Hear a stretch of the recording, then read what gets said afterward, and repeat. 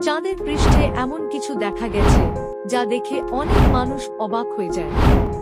কেউ বলে এটি প্রাকৃতিক পাথর, আবার কেউ বিশ্বাস করে এটি কোনো রহস্যময় কাঠামো।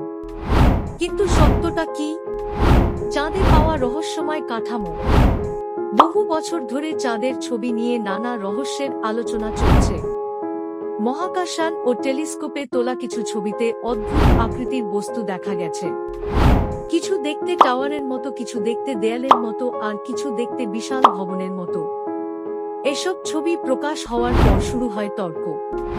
কেউ দাবি করে চাঁদে হয়তো একসময় কোনো অজানা সভ্যতা ছিল, আবার কেউ মনে করে এগুলো এলিয়েনদের তৈরি কাঠামো হতে পারে।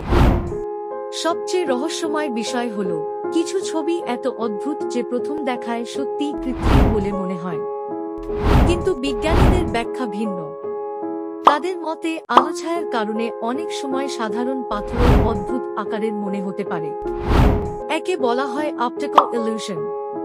তবু রহস্য শেষ হয়নি, কারণ নতুন নতুন ছবি প্রকাশ হলেই আবার শুরু হয় আলোচনা। চাঁদের নিঃশব্দ অন্ধকারে কি সত্যিই কোনো রহস্য লুকিয়ে আছে, নাকি সবই মানুষের কল্পনা?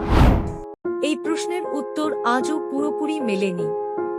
এন্ডিং, আপনার কি মনে হয় চাঁদে দেখা সেই রহস্যময় কাঠামোগুলো আসলেই কিছু বিশেষ, নাকি এগুলো শুধু আলোছায়ার খেলা?